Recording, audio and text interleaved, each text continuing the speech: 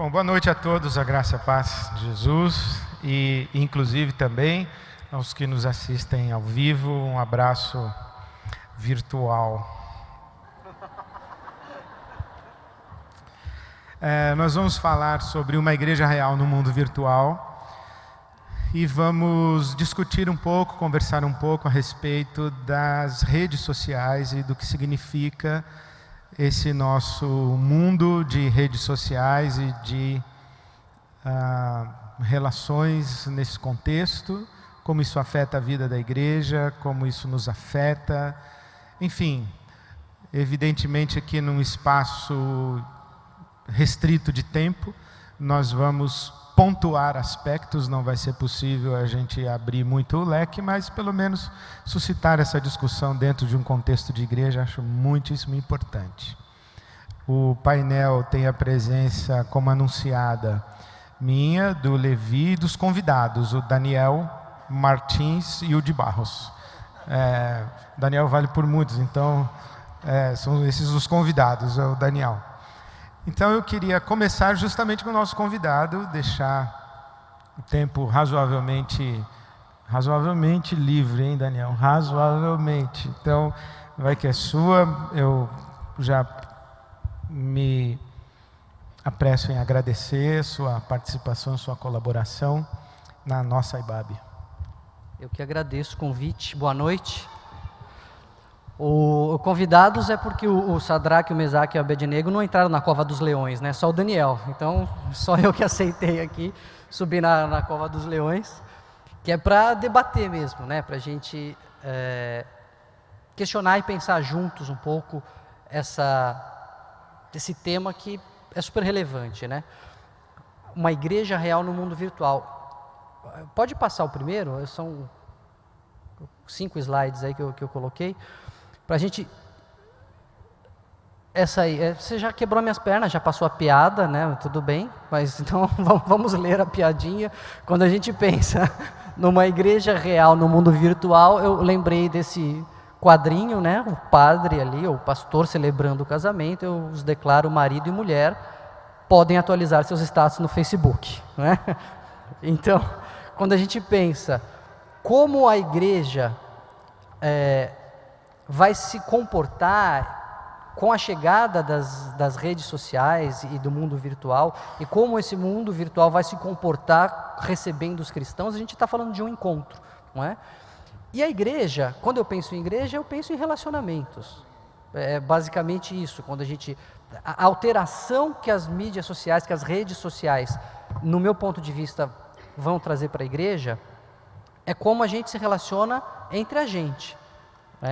Você não vai se relacionar com Jesus através da mídia social, é para a gente se relacionar entre nós mesmos. E o que eu acho interessante é que esse é um novo modelo de relacionamento. Nós temos historicamente, todas as sociedades têm alguns padrões de relacionamento que eu vou expor um pouco para vocês, e as mídias sociais, as redes sociais, a internet, elas vêm trazer um novo modelo, elas vêm trazer uma certa mudança, mas a gente vai ver que elas não foram as primeiras a mudar a forma como nós nos relacionamos. Aí, se você passar o próximo, a gente descobre que o tamanho do cérebro determina o tamanho do grupo que nós conseguimos reunir.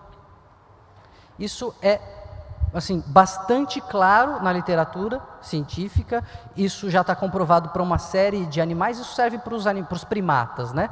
Macacos, gorilas e os primatas com menos pelos, que somos nós. E aí vocês veem um cérebro representado aí por um monte de gente abraçada, né? Um monte de gente reunida, e isso tem uma correlação direta. Quanto maior o grupo que aquela sociedade consegue organizar, maior é o tamanho do cérebro que os seus indivíduos têm. Isso significa que chega uma hora que tem limite, né? Chega uma hora que não dá mais, né? Porque senão não há chapéu que aguente, né? A cabeça teria que crescer demais para a gente conseguir fazer um grupo maior. E os pesquisadores foram procurando isso assim, não só na nossa sociedade, mas em sociedades não literárias, né, em sociedades selvagens, etc., historicamente e na modernidade. E o que tem mais claro, o que tem descoberto, é o que está no próximo slide, que são os círculos de relacionamento. Pode passar. Isso serve, a gente vai ver exemplos históricos para todo mundo. Todos nós temos ali 2, 3, no máximo, em média, né, entre 3 e 5 pessoas, que são as pessoas íntimas. Assim, você saiu da igreja aqui, seu carro foi roubado, é para ela que você pensa em ligar. Sabe assim, é aquela pessoa que é meia-noite, é 1h da manhã, você pode ligar para aquela pessoa que você não vai ser xingado, a pessoa vai atender e falar: o que está acontecendo? Então são pessoas realmente íntimas que nós temos de bate-pronto. Tem um círculo um pouquinho maior, que aí é interessante, ninguém sabe porquê, mas esses números vão grosseiramente triplicando, né? Então tem um círculo um pouquinho maior, que é entre 12 e 15 pessoas, que são pessoas bem próximas, são aquelas pessoas que os antropólogos chamam o círculo da simpatia.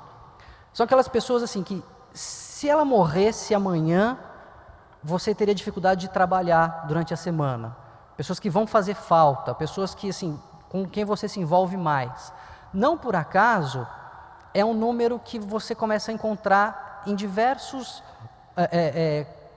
construções sociais. 12 eram os apóstolos de Jesus. É o número da maioria, ou de grande parte, dos times de futebol, ou times de vários esportes. A unidade de combate do exército, a menor unidade de combate, é composta sempre entre 9 e 15, dependendo do país. Porque na hora da guerra, ninguém pula em cima da granada por um conceito abstrato como a nação. Você pula em cima da granada para o seu amigo não morrer. Então, é um círculo um pouquinho maior. Depois vem um círculo que na natureza, no geral, é o círculo das famílias. Então tem mais ou menos 50 pessoas. Quando o povo vai fazer, quando a gente está preparando o casamento, é nesse ponto que a gente quer parar nos convidados, né, os homens. As mulheres não, as mulheres querem convidar a sociedade inteira. Os homens falam: não, só aqui, família, tá bom, 50 seus, 50 mil, 100 tá bom, né? As mulheres querem subir lá para os círculos. Fica aqui quem está montando aí convite de casamento, etc., fica a dica, né? Fala: não, mas são os íntimos e tudo mais. 50, mais ou menos, o que se encontra na natureza, as tribos de caçadores-coletores, etc., elas se juntam para dormir, eles ficam espalhados e se juntam para dormir, normalmente em grupos de 50. Depois vem os clãs, né? Um grupo um pouquinho maior, um grupo de cerca de 150 pessoas, que eram reuniões de famílias que têm muito em comum, e imagina-se que esse seja o limite de pessoas que o nosso cérebro consegue conhecer com mais intimidade, com mais detalhe. Não é que você consegue conhecer as 1000 pessoas que você é amigo no Facebook, mas você não consegue saber o que eles gostam, o que está acontecendo com a vida deles, o que mudou, se perdeu o emprego, se ganhou o emprego e etc. O limite parece ser em torno de 150 pessoas, ficou conhecido como o número de Dunbar. Dunbar é o sujeito que não tinha mais o que fazer, ficou pesquisando essas coisas. E aí pesquisou, achou em vários lugares, assim, achou das sociedades modernas, o número de sociedades americanas que tem, por exemplo, a tradição de mandar cartão de Natal, manda para mais ou menos 60 famílias, cada um manda para, em média, 60 famílias, dando 150 pessoas. E aí foi procurando, assim, vários exemplos na natureza. Os bandos de macacos são mais ou menos 150 pessoas, indivíduos, né?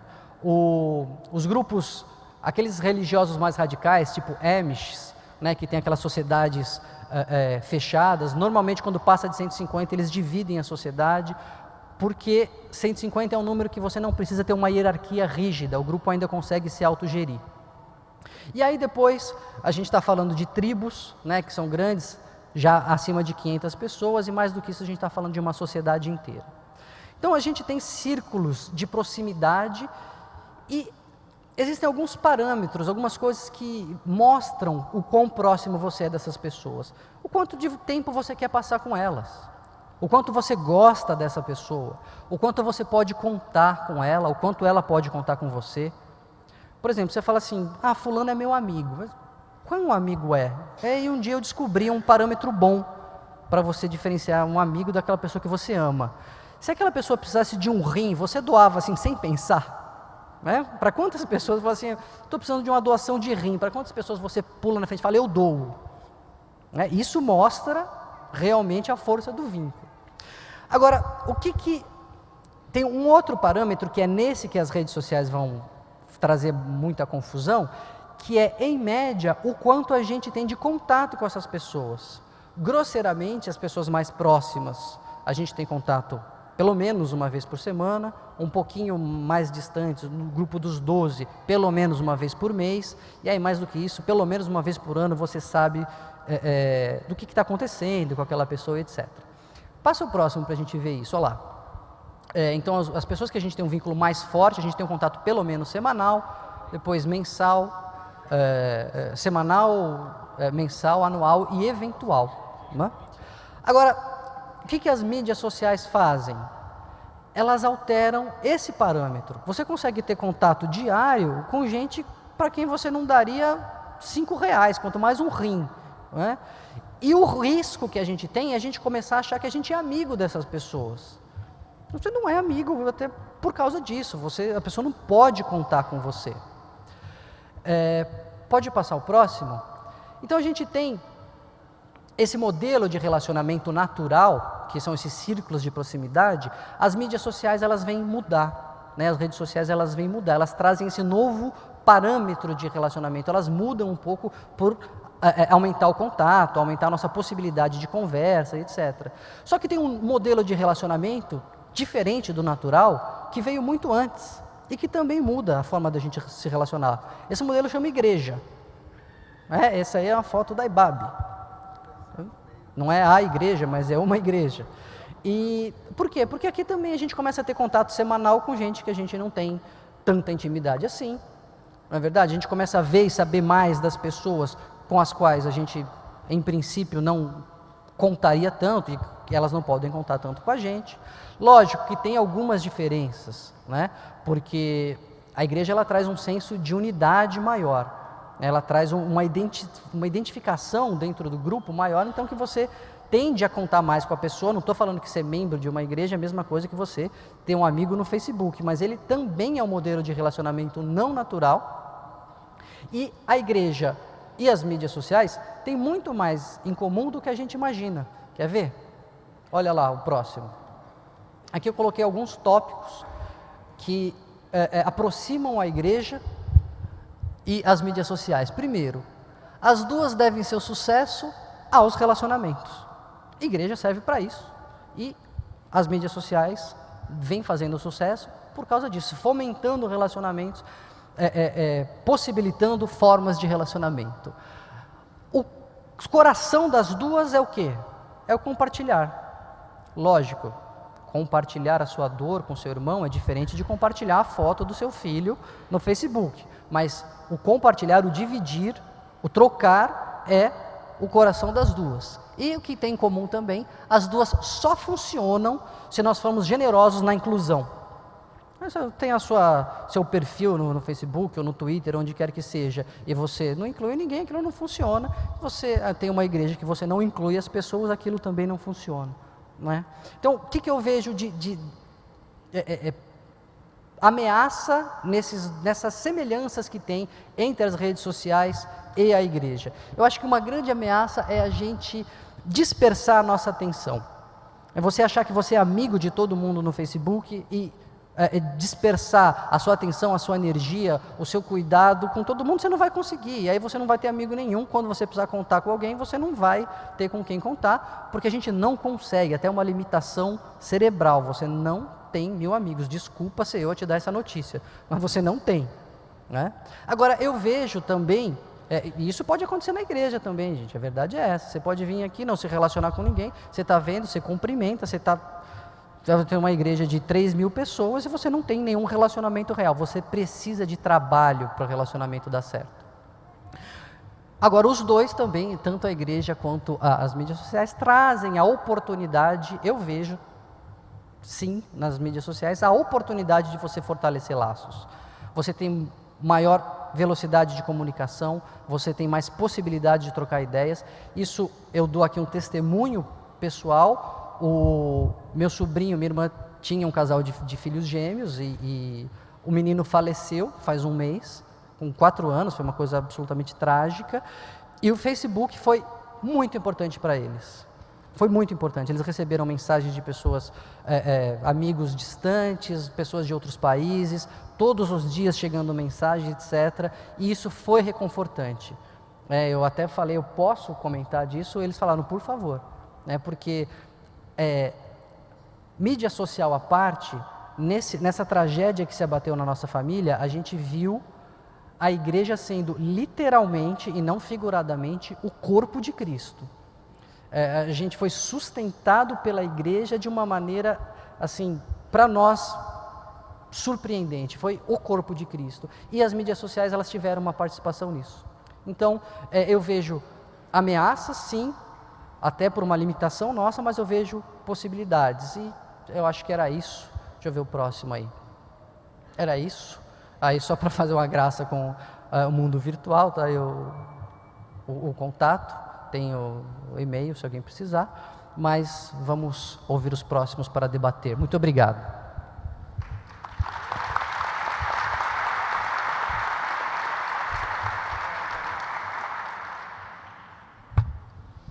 Boa noite. Falando sobre essa ameaça, mas nós, principalmente da igreja, a gente tem uma espécie de medo de tudo que é novo. Quando o rádio surgiu, o rádio também foi uma ameaça, e apareceu e surgiu como se fosse também uma ameaça. E hoje o que mais tem é crente chato em rádio. Quando a televisão surgiu, a televisão também era uma ameaça.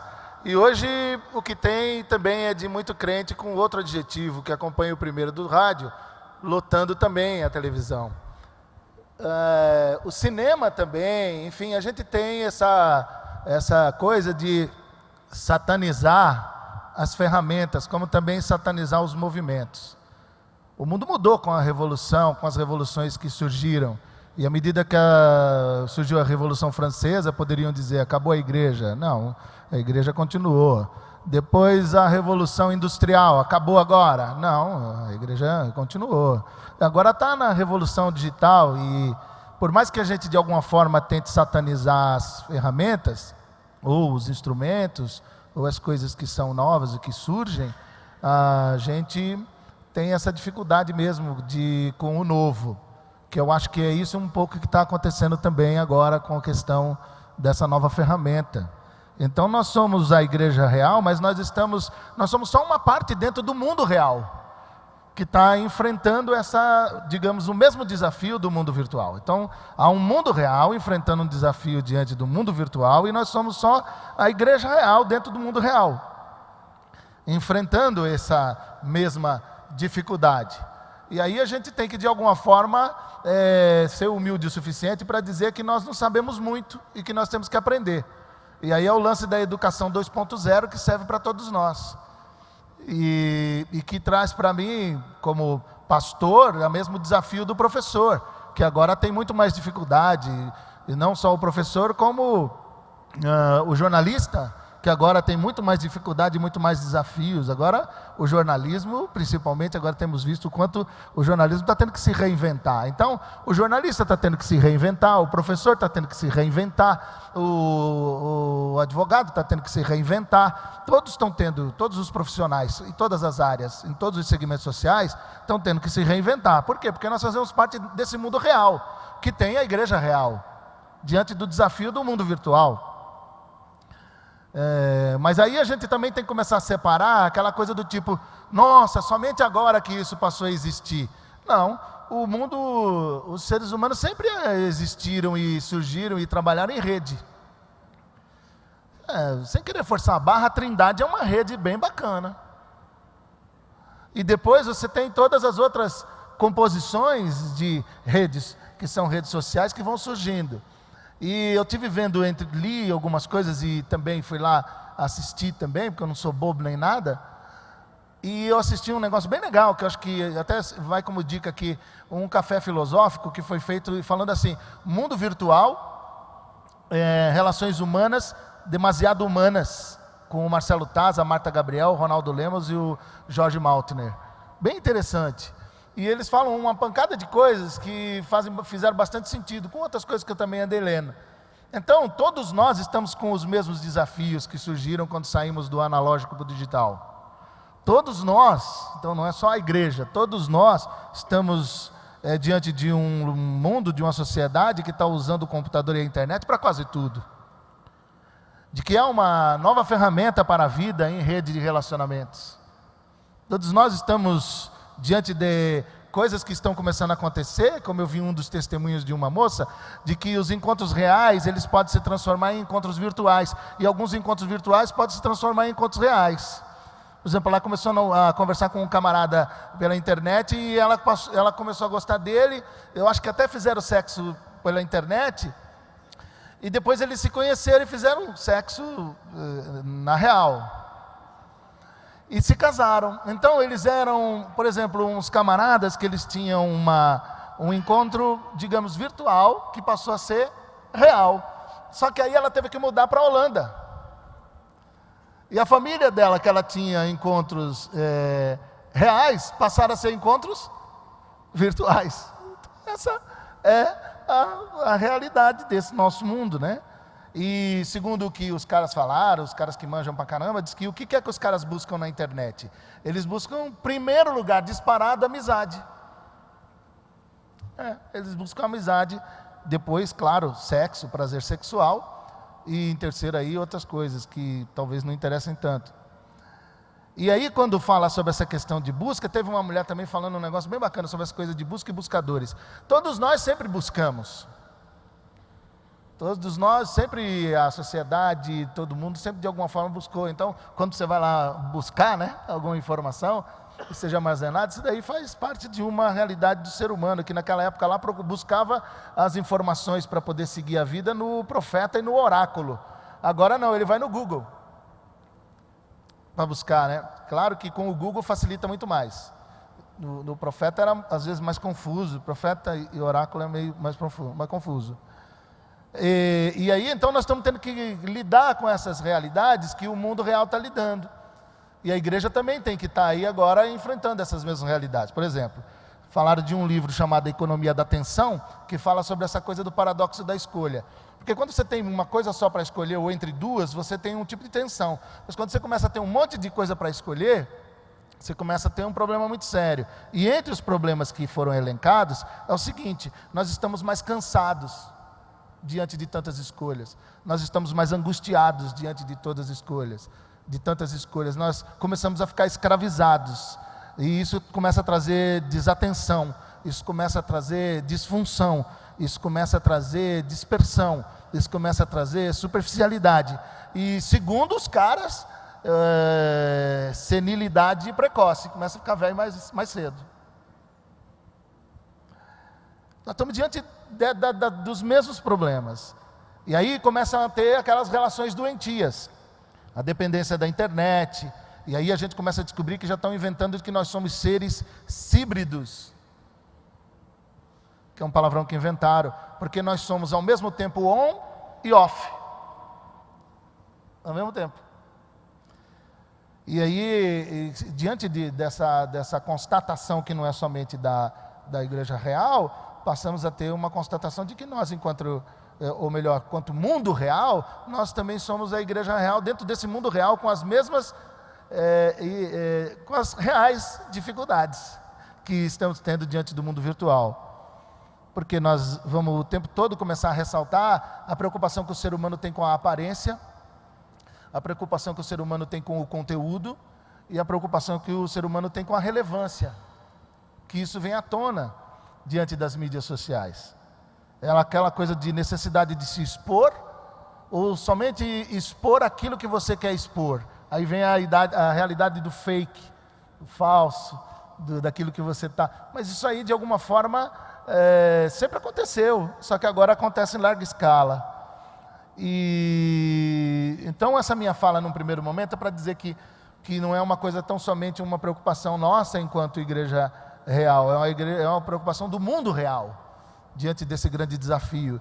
E diante de um negócio que a gente ainda não sabe, a gente tem que ter humildade de parar para aprender. E tomar bastante cuidado para não demonizar. Por quê? Porque a gente abençoa muita gente sim pela internet. Eu abençoo muita gente pela internet. Essa semana eu pude chorar, me emocionar e orar com Paulo Capelletti, que comemorou o aniversário doloroso da morte do filho dele, Estevão. E são essas coisas dessa empatia que vão surgindo dentro de alguns momentos onde você... Por exemplo, você acha que, você sabe o meu aniversário por causa do Facebook. Claro, você acha que eu ia saber o seu aniversário se não fosse o Facebook? Graças a Deus, né? Pelo Facebook. Então, eu acho que é uma ferramenta legal, embora eu acho que eu sou meio viciado, eu estou já numa situação de dependência virtual, mas eu quero compartilhar o meu sagrado com vocês, então eu estou entendendo que vocês estão rindo assim com carinho, diante do meu sagrado. Mas é uma coisa que tem me feito de fato muito bem, eu tenho alcançado algumas pessoas, e é legal estar na IBAB, e aí eu vou ter que falar isso aqui. A IBAB, sem dúvida nenhuma, no Brasil, é uma das igrejas que mais utiliza essas ferramentas. E abençoa a gente pra caramba. Muita gente é abençoada. De tudo que é lado, por tudo que é canto. As perguntas constantes de qualquer evento que a gente faz aqui é a seguinte: será transmitido? Essa é a pergunta. Os irmãos estão diante de um camarada que os caras, eles ouvem ele a exaustão na internet. Obrigado.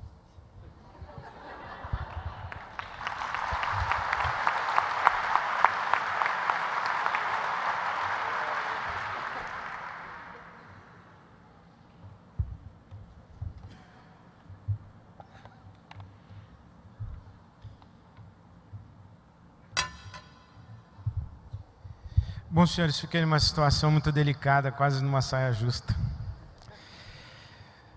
Porque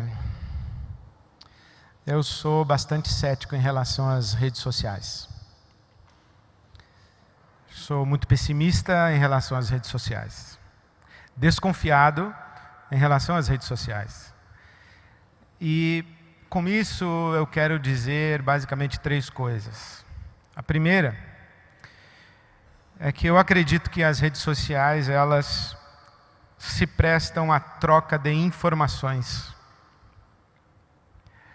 E isso revolucionou o nosso mundo. Mas eu não acredito que elas se prestam à troca de intimidades.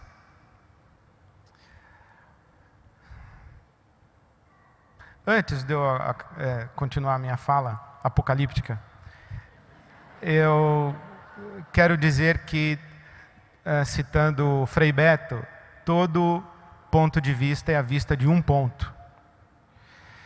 E que não apenas o que você enxerga depende do locus de onde você olha, mas de quem você é, do tipo de temperamento que você tem, do tipo de pessoa que você é. Então, eu admito que a minha visão é absolutamente parcial, condicionada pela maneira como eu me relaciono com as redes sociais e como as pessoas se relacionam comigo através das redes sociais, e que essa maneira conflita muito com o tipo de gente que eu sou, com o tipo de pessoa que eu sou.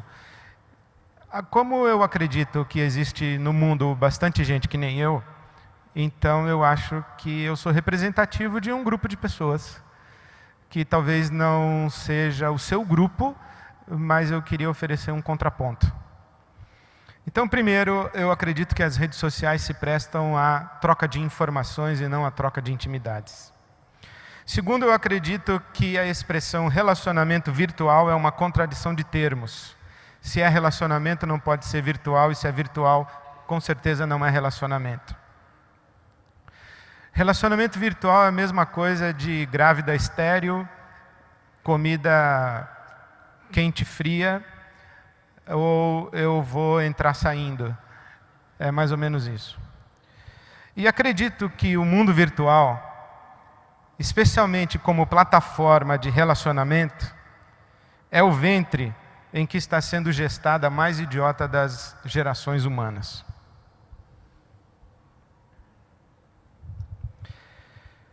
O abuso das redes sociais, porque nós tivemos aqui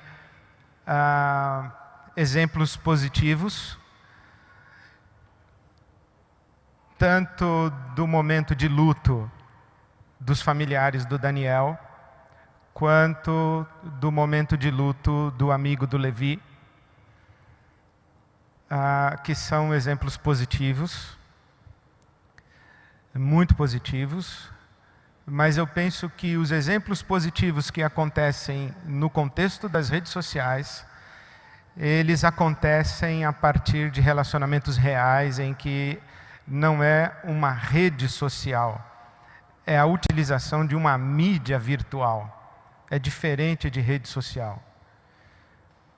Era possível que os familiares do Daniel recebessem centenas de cartas pelo correio. Mas hoje é mais fácil você mandar um e-mail do que escrever uma carta e colocar no correio.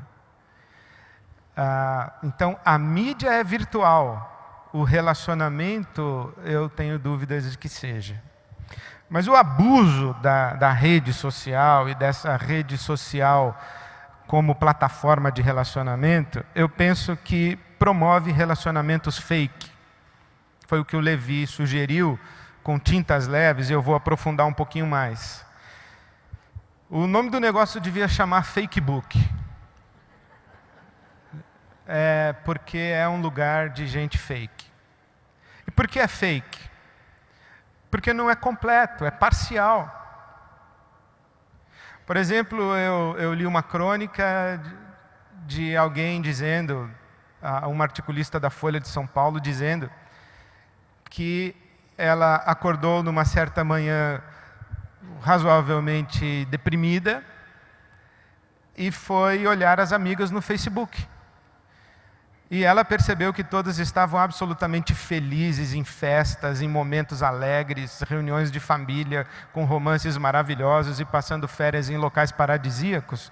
E ela se sentiu a mais prejudicada ou infeliz das mulheres, até que ela foi ao Facebook dela.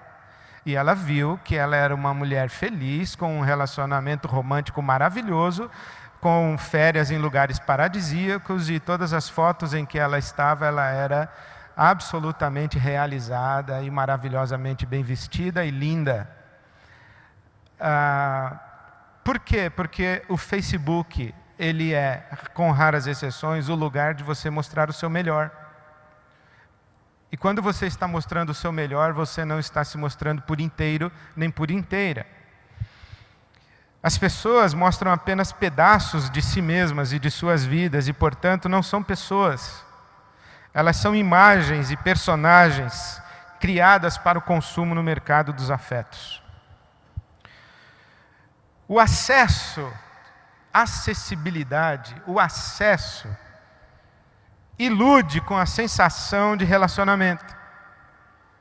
Aviso aos navegantes, eu deleto a maioria dos e-mails que eu recebo e não atendo o meu celular quando o número é um número desconhecido. É desconhecido, não está na minha lista de telefones, eu não atendo. O risco de ser telemarketing é exageradamente grande. Exageradamente grande. Uma vez eu atendi uma moça que queria me dar um prêmio que eu ganhei num sorteio de um hotel, de um resort. Eu falei, minha filha, muito obrigado, eu não tenho interesse, boa tarde. E desliguei. Aí tocou de novo, era ela. Que papelão, hein, pastor? Falei, como é? Eu conheço o senhor. Eu trabalho no telemarketing, mas eu sei quem é o senhor.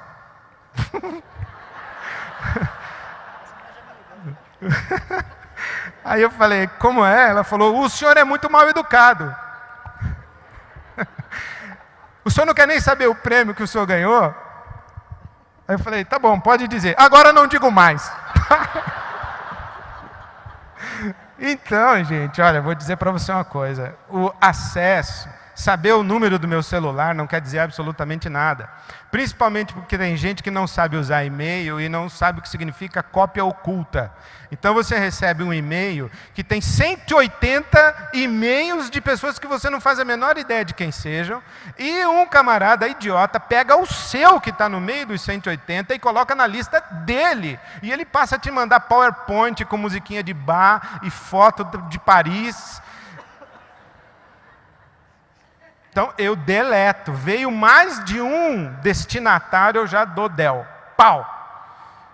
Eu não tenho tempo para ler PowerPoint. Eu não li ainda a obra completa de Platão, não li Shakespeare, não li Fernando Sabino tudo, não li os sermões do Padre Vieira completos para ficar lendo PowerPoint, que você acha maravilhoso. Eu não costumo compartilhar PowerPoint, mas esse aqui achei demais.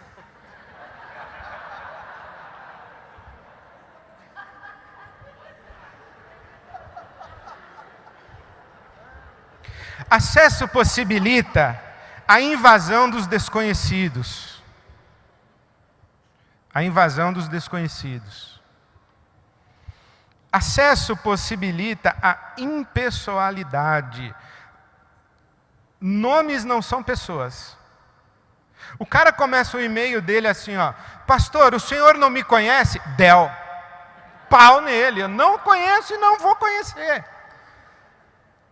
E tem gente que me manda e-mail desse tipo e não assina o nome. Então o e-mail é Juquinha 027.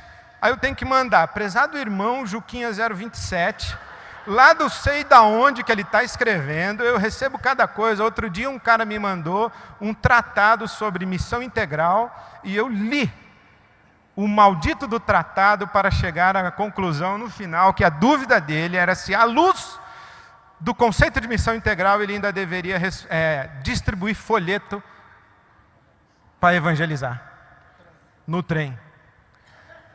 Falei, meu Deus, eu li esse negócio.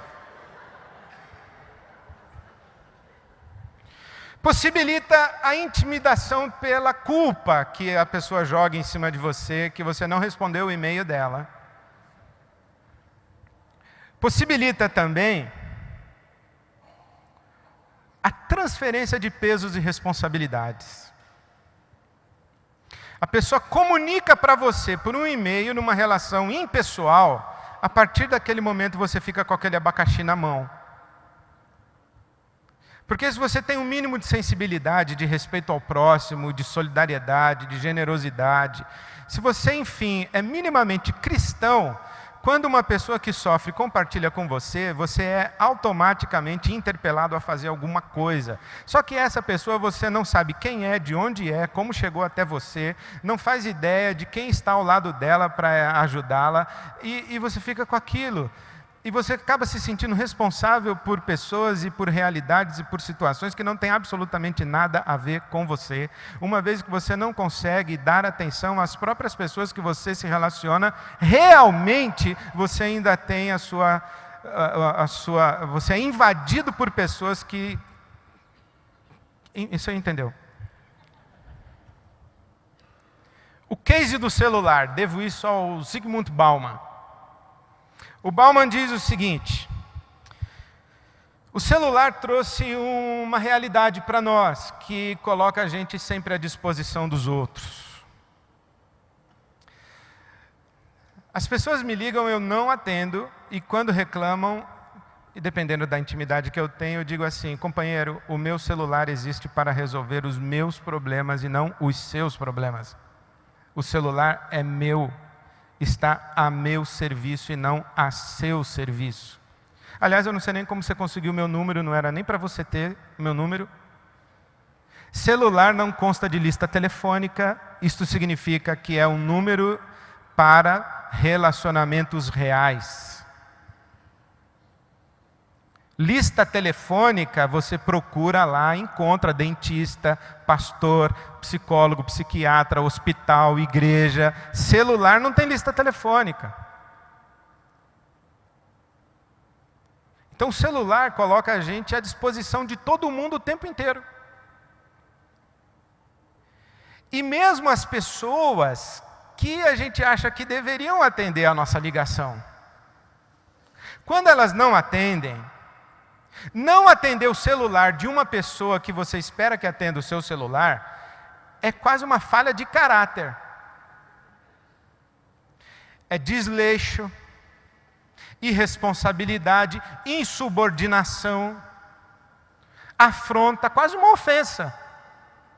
Por exemplo, o Levi é pastor da IBAB, o Joabe é pastor da IBAB, o Cláudio é pastor da IBAB. Se eu ligar para um deles e eles não atenderem, o que é que eles estão fazendo que não atenderam o chefe?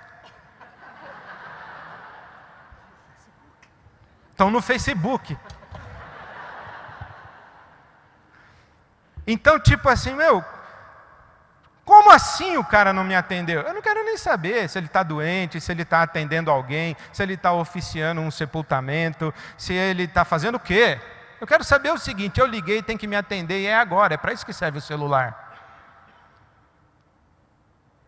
Então o celular acabou com as fronteiras de público e privado, casa e trabalho, você e mais o resto do mundo.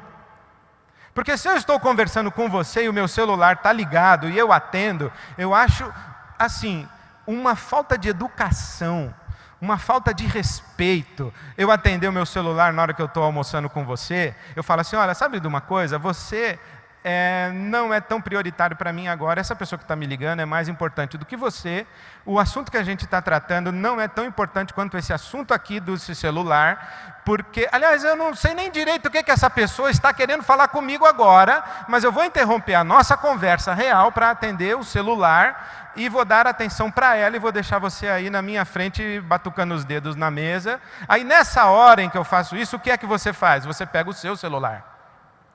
Aí você começa a ouvir as suas mensagens de caixa postal, aí você dá uma consultada no seu Twitter, aí você baixa os seus e-mails, aí eu termino a minha ligação, que eu não deveria ter começado a atender, e você está respondendo um e-mail rapidinho.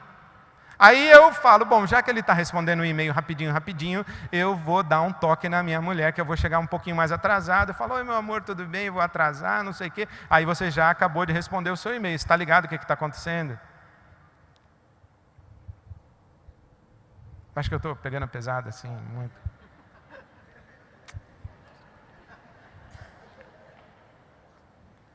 Antigamente você parava de trabalhar e parava mesmo, ia para casa, você ia lavar seu carro, você ia cortar a grama do seu jardim, você ia colar os seus selos novos no seu álbum que você fazia coleção, você ia fazer alguma coisa.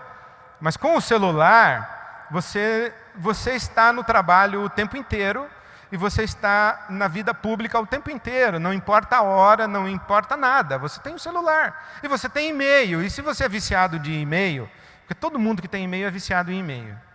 Não é dizer, eu não sou. Não, você é. Então você recebe e-mail toda hora. 11 horas da noite você recebe e-mail na sua casa de um assunto que você, em outros tempos, só veria às 8 horas da manhã do dia seguinte. Mas agora não é mais possível. Então você está na arena pública, acessível a todo mundo o tempo todo.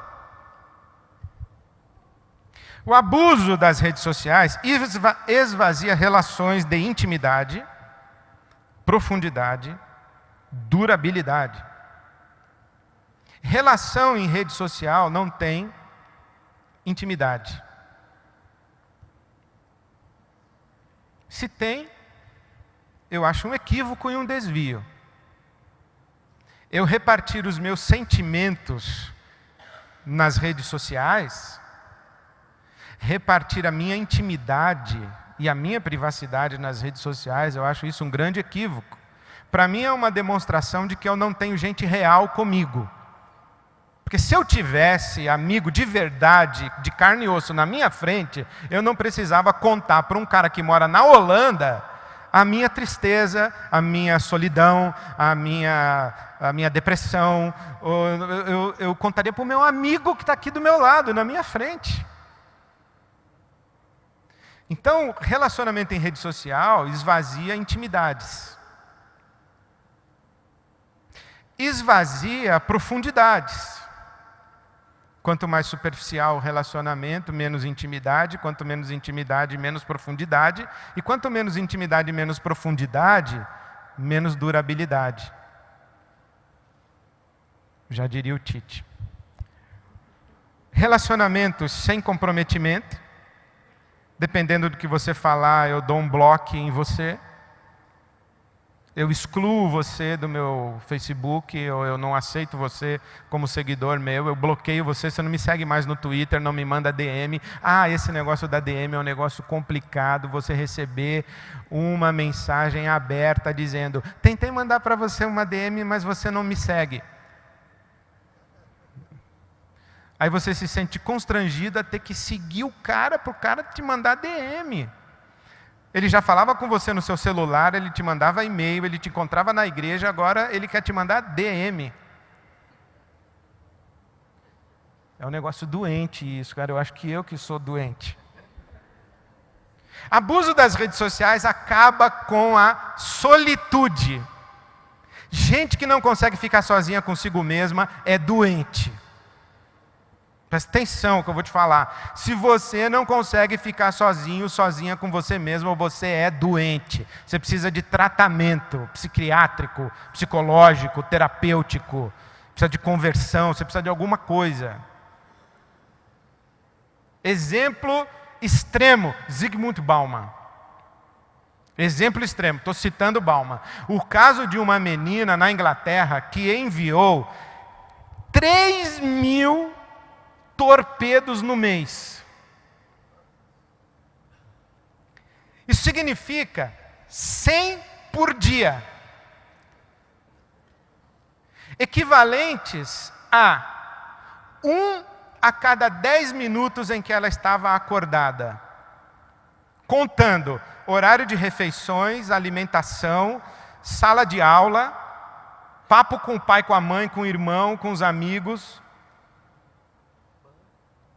banho, escovar dente, tá certo? Então ela, 1 a cada 10 minutos. Isso significa que essa moça, essa menina adolescente, ela não ficou com ela mesma, sozinha, nem 10 minutos. Ela nunca ficou sozinha mais de 10 minutos.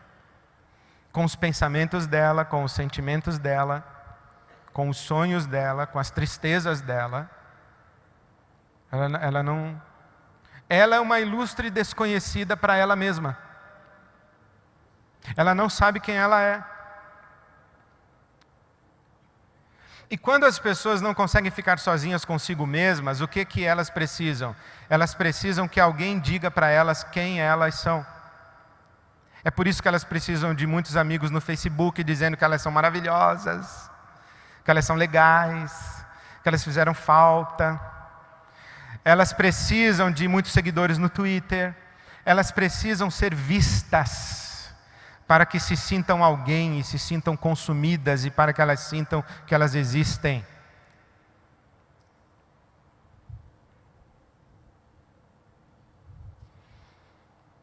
O abuso das redes sociais destrói a noção de íntimo e privado. Eu acho que isso daqui é uma coisa das mais danosas. Por quê? Porque é no espaço privado. E desde que eu aprendi essa diferenciação entre público, privado e íntimo, isso para mim se tornou um mantra, que eu repito onde posso quando eu estou falando de redes sociais. Público, todo mundo sabe e todo mundo pode vir a saber. Privado, somente as pessoas próximas sabem e devem preservar essa informação para o público. Vejam os senhores a elegância, a educação, a sensibilidade, a responsabilidade, o respeito do Daniel, quando ele perguntou à sua irmã e ao seu cunhado: eu posso contar que vocês receberam mensagens pelo Facebook e que isso foi importante para vocês? Por quê? Porque essa informação a respeito dos familiares do Daniel é uma informação privada. Que ele sabe porque é irmão. Então, para tornar essa informação pública, ele pediu autorização, que lhe foi concedida. Então, a informação se tornou pública. Mas aquilo que é privado, para se tornar público, precisa da autorização do objeto da notícia.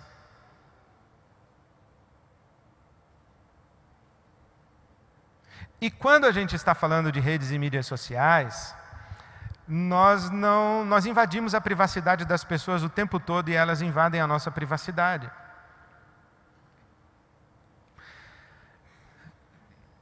Então, público é aquilo que todo mundo sabe e pode vir a saber. Privado é aquilo que as pessoas próximas sabem e que devem ter autorização para tornar público.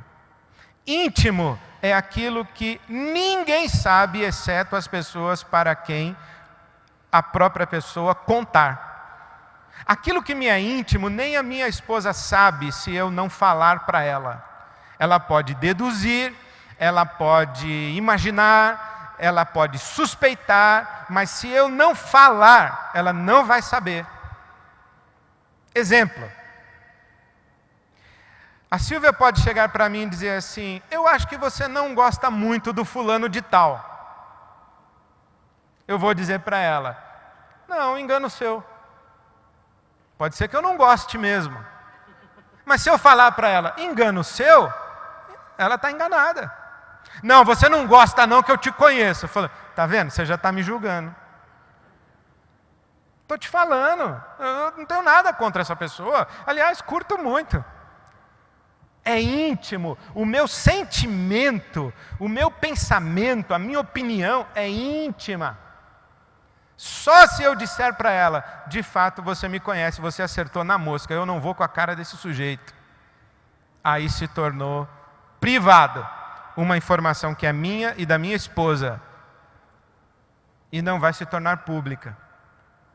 Então as redes sociais, elas destruíram essa noção de público e privado. E quando a gente destrói a noção de público e privado, a gente destrói o ambiente prioritário de construção da nossa identidade, o ambiente prioritário de construção das nossas relações de afeto, onde nós vivemos prioritariamente e em primeira instância a relação de amar e ser amado, que me dá segurança para a minha vida pública. Então é no espaço privado da minha relação familiar, eu, a minha esposa, o meu filho, a minha filha, os meus amigos próximos, os meus familiares mais chegados, que eu amo e sou amado com mais legitimidade, em tese. Mas as exceções confirmariam a regra. Quando eu não tenho mais esse lugar, e que eu trato do mesmo jeito o cara na Holanda, o cara do Canadá, o cara de Curitiba e o Levi, eu já não sei direito onde eu estou pisando e eu perdi a plataforma de amar e ser amado. E eu não me construo como pessoa para a minha vida pública, para me relacionar, para me abrir, para incluir. Porque se eu tenho segurança no meu espaço de amar e ser amado, eu posso ser inclusivo. Se eu sei quem eu sou, eu posso ser inclusivo. Se eu não sei quem eu sou, eu tenho medo de incluir.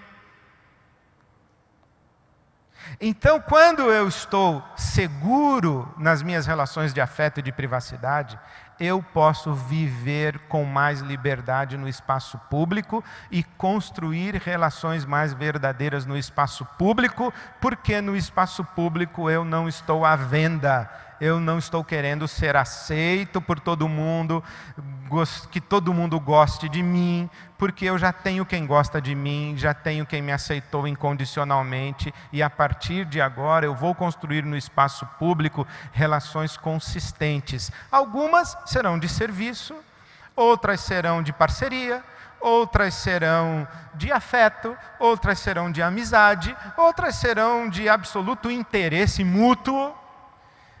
Eu, por exemplo, não gosto quando esse papo de você é um cliente preferencial e você é amigo do Bradesco. Eu falo, não quero que o Bradesco seja meu amigo. Eu não quero que a Unimed seja minha amiga, eu não quero que a Rede Globo seja minha amiga, que a NET seja minha amiga.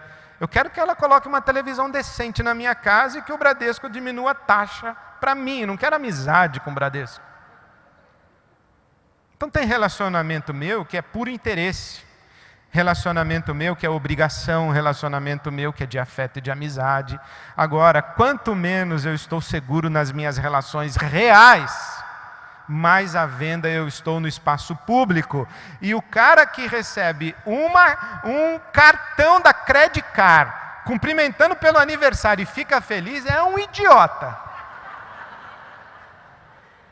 Mas eu não estou aqui para julgar esse cara. Então eu quero terminar, já que o Levi forçou a barra dizendo que a Trindade é uma rede, eu vou forçar a barra dizendo que euzinho acho, que na Bíblia Sagrada, relacionamento é contato direto, carne com carne, olho com olho, saliva com saliva, é toque, se possível no corpo nu. 2 exemplos. Eliseu e o filho da sunamita. Segundo livro dos Reis, capítulo 4. O menino morreu. A sunamita foi atrás do profeta dizendo: o filho que você me deu morreu. O profeta mandou o seminarista Geazi: vai lá e ressuscita o moleque. O Geazi foi, não resolveu. O Eliseu chegou e o seminarista falou: não ressuscitou. O profeta falou assim para o seminarista: pega o meu cajado e põe em cima do menino lá, vê se ressuscita. Não ressuscitou. O profeta ficou incomodado, subiu até o lugar onde estava o menino morto numa cama, deitou-se em cima do menino, boca com boca, nariz com nariz, olho com olho, mão com mão, barriga com barriga. O corpo vivo do profeta aqueceu o corpo frio do menino e o menino ressuscitou. 2. Jesus está no meio da multidão e uma mulher com fluxo hemorrágico toca nas vestes de Jesus e Jesus diz assim: alguém me tocou. Quem foi que me tocou? O Pedro diz assim: um monte de gente tocou no Senhor. E Jesus diz assim: não, Senhor. Um monte de gente esbarrou em mim, que é o que acontece no Twitter, no Facebook, no Orkut, que já está out. Enfim, esbarrar é uma coisa, tocar é outra coisa. E quando alguém toca você, você diz assim: opa, me tocou. Vamos sair da virtualidade e entrar no mundo da realidade. Eu quero saber quem é você, qual é o seu nome, como é a sua cara, qual é o seu cheiro, e não quero que você acredite que a minha roupa tem poder, porque você não tocou na minha roupa, você tocou em mim. Então vamos construir um relacionamento real e sair do relacionamento mediatizado, ou mediado, ou mediado. Vamos para um relacionamento imediato. Igreja é lugar de construção de relacionamentos imediatos. Igreja é esse lugar, grande ou pequeno, que a gente se esbarra. Eu não tenho mais vergonha de perguntar para uma pessoa: você é de que igreja? E a pessoa fala: da IBAB. E eu digo: há quanto tempo? Há 7 anos. Não tenho mais vergonha. Pergunto, não pergunto porque às vezes fico assim meio constrangido, porque eu já vi o semblante, mas eu devia conhecer, não conheço, tal, mas estou perdendo a vergonha, porque a gente se esbarra muito aqui dentro. Mas se toca pouco, porque como disse o Daniel, esse ambiente grande é o ambiente que a gente vai se esbarrando até que alguém nos toca e que a gente toque em alguém. No meio das trombadas, quando a gente se toca, a gente sai da virtualidade dos esbarrões e constrói relacionamentos reais. E relacionamentos reais você não vai conseguir fazer com mais de 12, 10, 15. Foi o que o Daniel ensinou para nós e foi maravilhoso. Então, Jesus tinha um cara, que era João, depois tinha Pedro, Tiago e João, depois tinha 12 e acabou. Dali para frente é multidão. Então, igreja é um lugar onde a multidão fornece o ambiente para que os relacionamentos reais possam acontecer a partir das muitas trombadas e dos poucos toques. A minha oração é que a IBAB seja uma comunidade em que todo mundo dê trombada em todo mundo e que alguns consigam se tocar com respeito, amor, dignidade, santidade, pureza, para que construam relacionamentos reais numa igreja que, pelo seu tamanho, para muita gente ainda é virtual. Que Deus tenha misericórdia de nós e nos abençoe. Amém. Obrigado.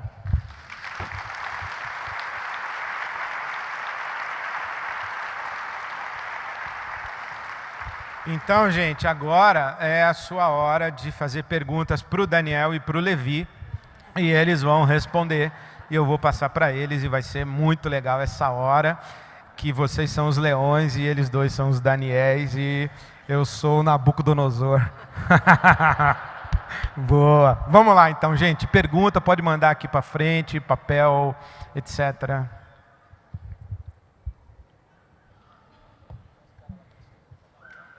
Então, levanta a mão se você precisa de... escreveu sua pergunta? Não escreveu? Já escreveu? Traz aqui para frente, então. Não escreveu? Não pode falar, tem que escrever. É relacionamento virtual, não é real. É.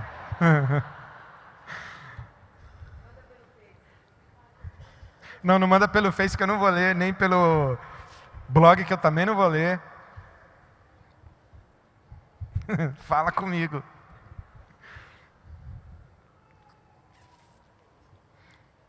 Alguém precisa de papel, levanta a mão. Alguém tem uma pergunta, levanta o papel.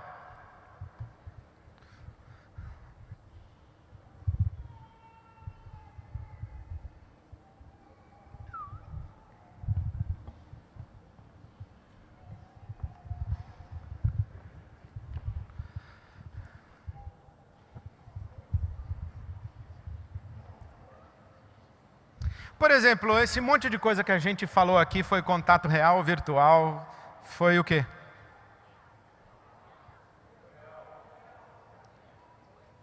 Legal. Legal. Frente ao mundo virtual, o que é uma igreja real? Frente ao mundo virtual, o que é uma igreja real, pastor Levi Araújo?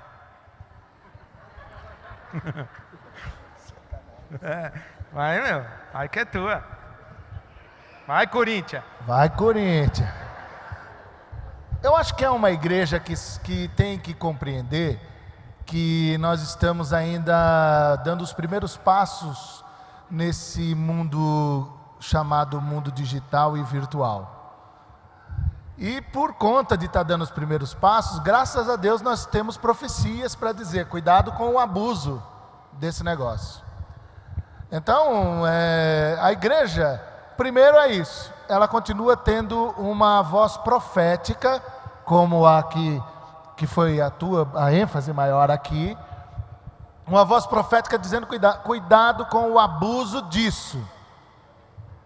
Então tem que continuar profetizando. Então uma igreja real, no mundo virtual, continua profetizando contra o abuso. Mas uma igreja real, no mundo virtual, compreende o mundo virtual como a época em que o mundo foi helenizado para que o Senhor Jesus Cristo pudesse surgir com toda a sua vida e história. Compreende essa ideia de que se um mundo passa a ter uma cultura helênica, que pode todo mundo falando grego, já preparando isso tudo para quando chegasse o Senhor Jesus, esse negócio pudesse estar fluindo como alguns argumentam e defendem. É a capacidade de começar a aprender e tentar saber usar o mundo digital para poder de alguma forma apresentar o Evangelho numa sociedade que está cada vez mais dentro disso. Ou seja, tem pessoas que estão aí dentro, e como é que nós vamos fazer? Nós vamos ter que estar também aí dentro de alguma forma, indo adiante, profetizando contra os abusos, mas de alguma forma participando disso. Outra coisa importante que eu acho que eu diria, uma terceira para encerrar, que me ocorreu, é a seguinte, é ter mais ou menos a mesma postura que o Gutenberg teve quando fez o lance da Bíblia lá. Quando o Gutenberg foi e imprimiu pela primeira vez a Bíblia, ele fez com que aquilo que era alguma coisa que ficava concentrada, ou seja, uma informação que ficava concentrada somente para alguns, passou agora a ser de domínio público. Então, eu acho que o mundo virtual também tem essa função, é a função de que agora, com a democratização, todo mundo pode ter acesso às informações, e vem um monte de porcaria aí dentro, é a capacidade da igreja começar a também separar o trigo do joio, para poder apresentar o trigo para esse povo, com informações que antes às vezes eles não tinham, e que agora eles podem ter, como também Gutenberg fez. Ou seja, Gutenberg, ele libertou a palavra para muita gente, que era alguma coisa que ficava concentrada só para alguns. A internet também tem essa função de libertar a informação para muita gente, que antes era só de alguns. Ou seja, informação concentrada que agora todos podem ter acesso. E a função da igreja é profetizar que o abuso é errado, e de que nós podemos começar a falar, olha, isso aqui tem a ver, isso aqui pode ajudar. Boa. 3 perguntas, eu vou responder uma aqui que é simplesinha. A pergunta sobre uma igreja que fez jejum de celular por 1 semana. O que você acha disso? Eu acho pessoalmente, não vou nem dizer o que eu acho, eu faria um jejum de Twitter, mas não de celular. O celular é uma ferramenta de comunicação, então eu não faria jejum de celular. Faria jejum de Twitter, faria jejum de Facebook. Fique 1 semana sem twittar e nem ver tweetada de ninguém. Aí tudo bem, é uma forma de disciplinar, de bababá, mas, entendeu? Bom, isso aí. Como fica o amor no relacionamento das pessoas nessa nova realidade? Especialmente entre os jovens, Daniel. Tem uma mais facinho? Não, aí não. Quer moleza, bro? Amor nos tempos virtuais me lembra de 2 historinhas. Primeiro, uma história fantástica que aconteceu na Alemanha. É história real. O casal estava em crise e os dois começaram a trair pela internet. Começaram a entrar em sala de chat, enfim. E aí o marido de um lado, a mulher de outro, um não sabia, tal, traindo. Até que a coisa foi esquentando e tal, ao invés daquela multidão, escolheram um, e a coisa foi, vamos marcar encontro. Cada um marcou encontro, quando se encontraram, era eles mesmos. E aí eles viram, mas é você, sou eu, então vamos separar. Aí separaram. Eu não consigo nem explicar o que aconteceu, né? E tem uma outra história triste do Facebook, de uma menina na Inglaterra, que tinha mais de 1000 amigos no Facebook, e começou num dia a falar assim, eu não aguento mais, eu vou me matar. E aí começou uma discussão no Facebook, mas será que é verdade, será que vai? Puxa, alguém podia fazer alguma coisa e tal, não sei o que, a menina se matou e ninguém fez nada. Ela tinha mais de 1000 amigos no Facebook. Então acho que o problema é o mau uso do Facebook ou das mídias sociais. A gente poderia também ter um fórum para falar mal do martelo, como tem gente do garfo, né? Como tem gente idiota que fica tomando sopa de garfo, né? Tem colher aí, para que você vai ficar usando garfo ou fica furando os outros? É uma ferramenta. E eu vejo assim, e até pegando o gancho do jejum, para mim jejum de celular, jejum de Twitter, jejum de Facebook, jejum de internet é a mesma coisa. Porque o celular é uma ferramenta, como o Twitter é uma ferramenta, como o Facebook é uma ferramenta, como a internet é uma ferramenta. Ela é muito mal usada. Eu acho que a palavra do Ed vem dura no sentido de, escuta, presta atenção, você está usando mal se você está fazendo disso sua única fonte de relacionamentos.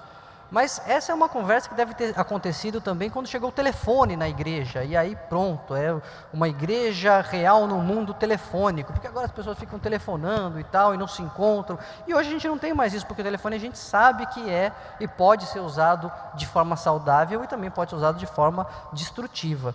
Então, amor é relacionamento, né? Enfim, as 2 coisas são, e amor é doação, e aí você pode usar as mídias sociais como um instrumento a mais para fomentar, para trocar informação com aquela pessoa, informações íntimas, como você liga e fala como é que você está, você pode usar. É diferente de você não se relacionar com ninguém, porque você se relaciona com todo mundo. Eu acho que, não sei se respondi, mas é o que dá para falar. Boa, obrigado. Eu quero fazer uma confissão, assim, que eu acho que eu peguei pesado, assim. Mas a minha confissão, assim, eu acho que eu sou doente. Então, vocês tenham paciência comigo, porque eu não entendo por que eu tenho que colocar minha festa de aniversário no Facebook para 1.800 pessoas verem. Eu não entendo esse negócio. Eu acho que isso aí é a caras dos pobres. Mas eu sei que eu sou doente. É o seguinte, para o pessoal curtir. Mas por que eu preciso ser curtido?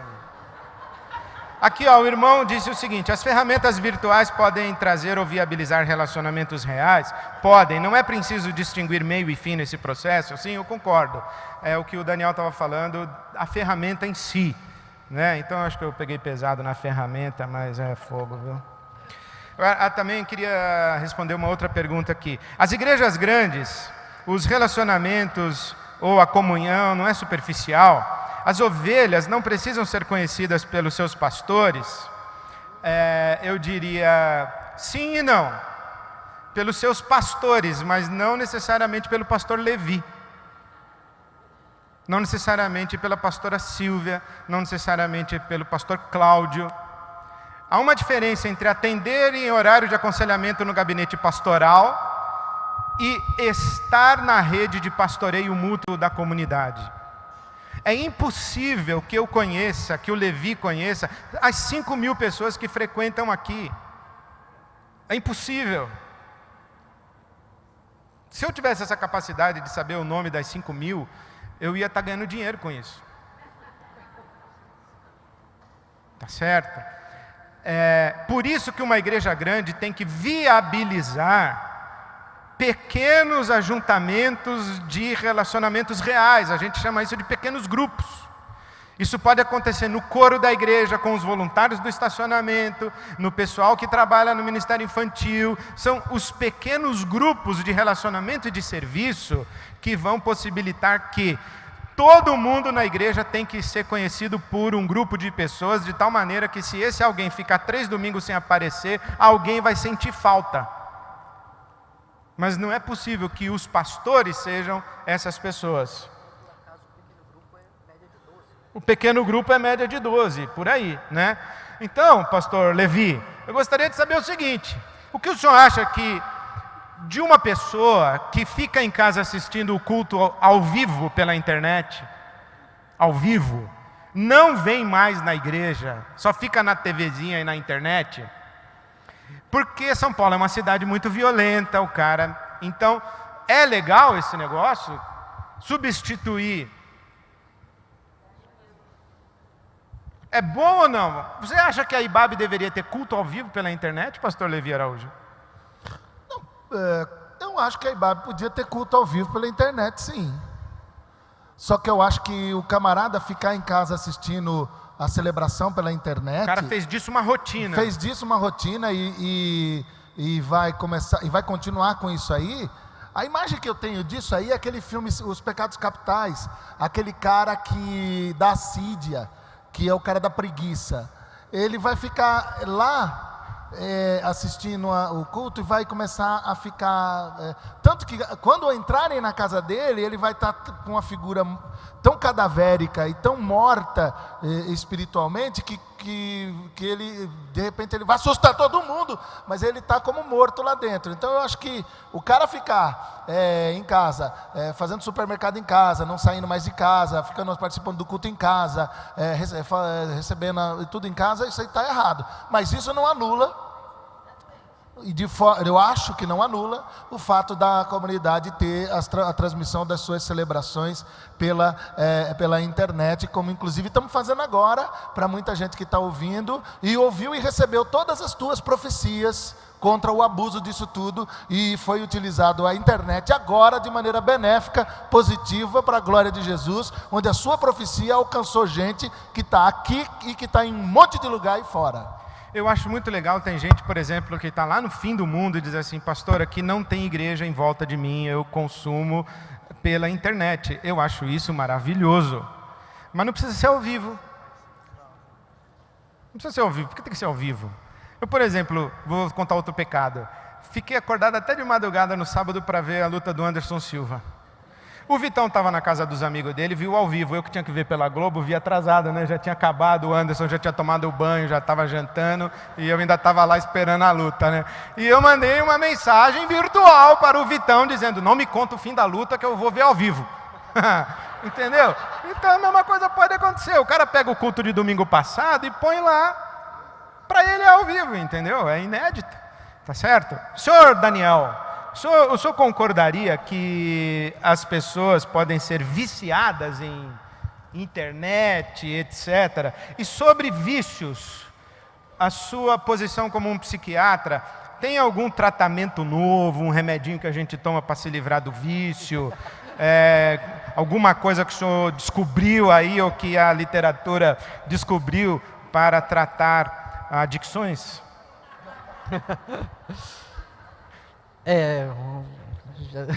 Já recomenda para o Levi, né? Existe vício internet, isso eu não tenho a menor dúvida. Na verdade, o ser humano é um bicho tão esquisito que tem vício em tudo. Você abre a classificação internacional de doenças na parte de psiquiatria, tem um capítulo lá para as tantas que fala assim, transtornos mentais decorrentes de dependência de substâncias que não causam dependência. Como assim? É verdade, parece piada, né? Então, de fato, existe, assim, e existe lá no pequeno Instituto de Psiquiatria, lá no HC, um grupo, hoje em dia, estudando dependência de internet, assim, tem casos bizarros, assim, do sujeito vai para o exterior fazer o doutorado, e aí o prazo está vencendo, e o cara fala assim, eu vou estourar meu tempo porque eu não consigo sair do Facebook, do Twitter e da internet para trabalhar, né? Então, começam-se algumas modalidades de tratamento, baseadas sobretudo em terapias, né, remédio, assim não tem, mas que existe. Agora, só posso pegar uma carona do culto ao vivo? Eu acho que assim, se a única coisa que o sujeito quer da IBAB ou de qualquer igreja é a pregação, aí tanto faz ele vir aqui ou ver ao vivo. Tanto faz, ele vai entrar, vai ver, vai sair, tanto faz. Se é isso que você quer, fica. É melhor ficar, porque assim não pega trânsito, não é violência e tal. Agora, se o sujeito quer construir relacionamentos, aí tem que vir, né? Tem que se esbarrar para poder encontrar. Então, é isso. Eu acho mais ou menos isso aí. Porque eu acredito em umas coisas assim, meio espiritual. Que quando a comunidade está reunida assim, tem um sopro do Espírito Santo meio diferente, entendeu? Mas eu concordo que tem gente que entra e sai como se ele viesse ligar um rádio, aí eu falo, o Levi fala e aí ele vai embora. Talvez para essas pessoas, mas mesmo assim eu ainda fico com aquela convicção interior que esse cara, quando ele pisou no ambiente da comunidade, ele entrou na alça de mira do Espírito Santo de um jeito diferente do que quando ele está sozinhão lá.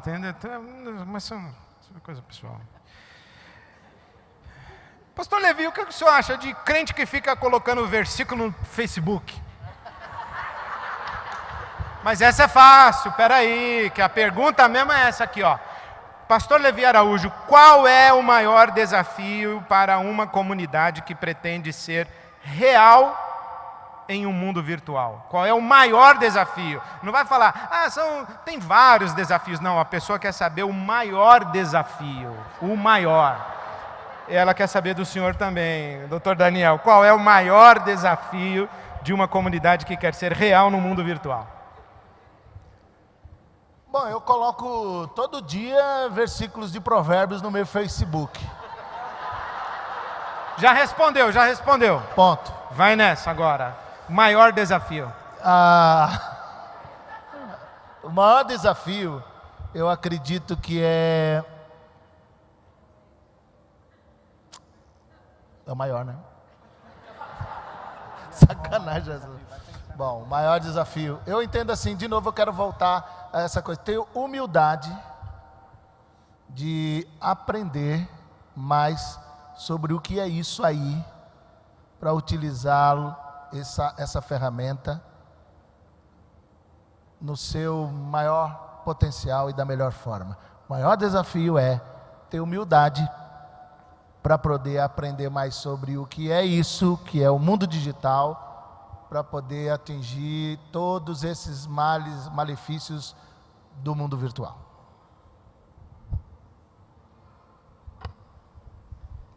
Bom, vamos esperar os aplausos.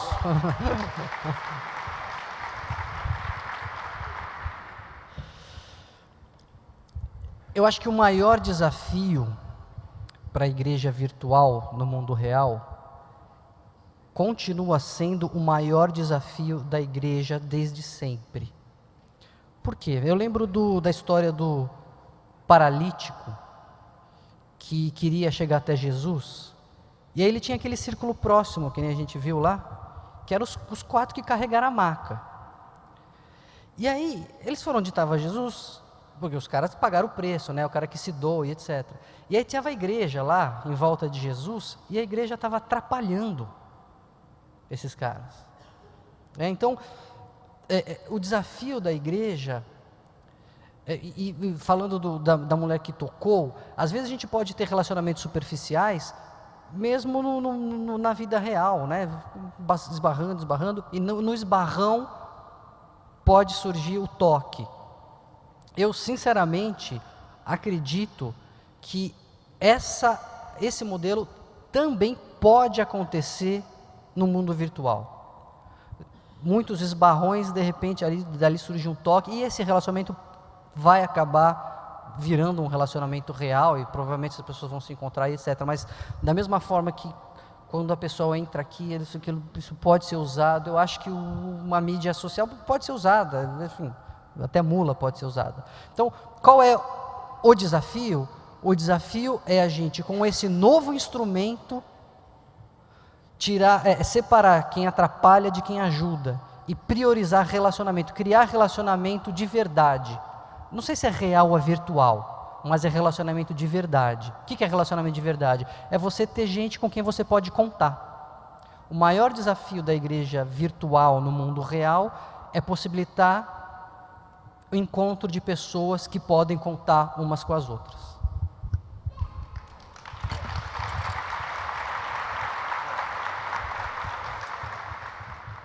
Eu acho que o maior desafio de uma igreja real no mundo virtual, ela é jamais ela esquecer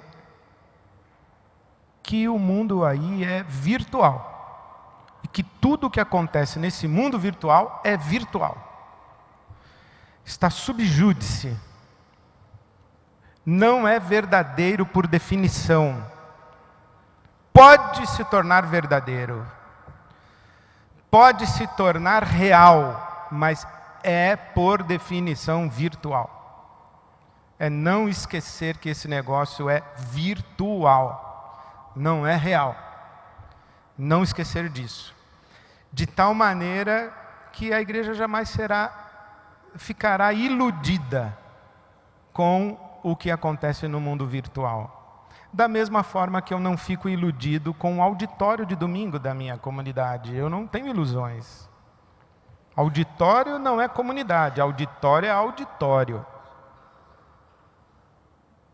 Seguidores no Twitter são seguidores. Curtições no Facebook são curtições no Facebook.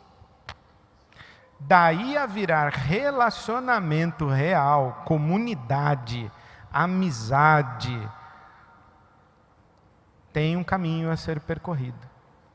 Bom, não chegaram mais perguntas para nós, e eu gostaria de agradecer ao Daniel, ao Levi.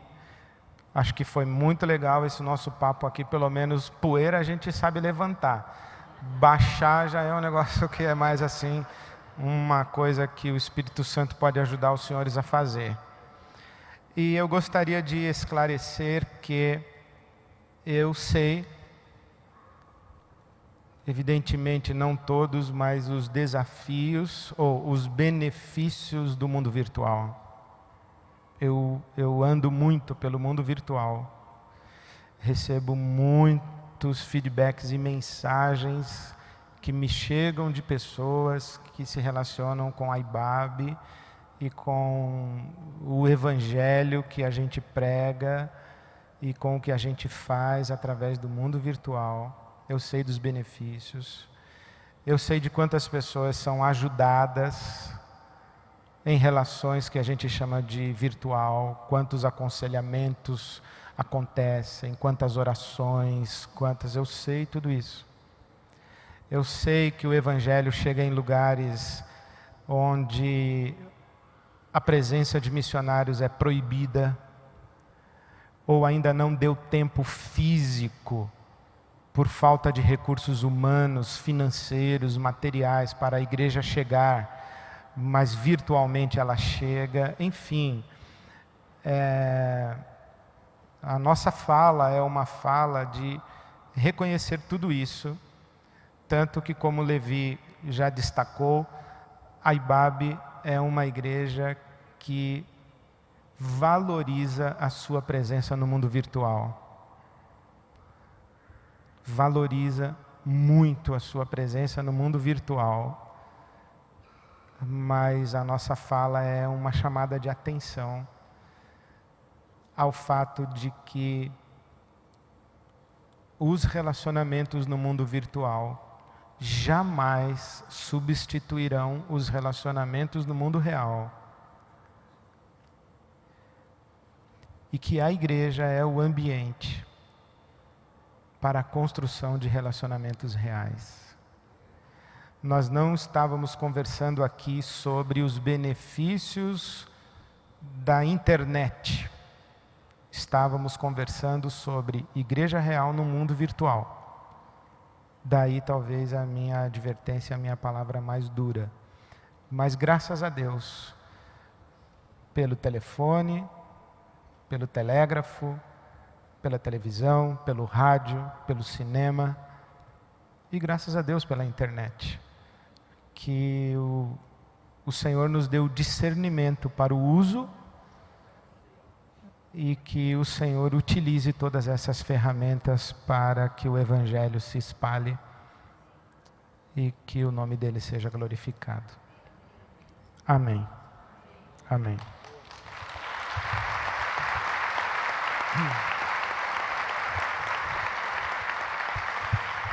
Eu gostaria de, ao despedi-los na graça e na paz do Senhor, uma graça e uma paz que não são nada virtuais, convidá-los para um tempo de relacionamento real no nosso espaço de convivência, que está muito legal. Obrigado, boa noite a todos. Amanhã, senhores, é o seguinte, 20 horas, Crombie, a banda Crombie vai estar aqui às 20 horas e eu vou falar amanhã sobre o tema da semana, a igreja ser e pertencer. 20 horas, tá bom? Amanhã, sábado, 20 horas, com transmissão ao vivo também para o mundo virtual. Amém.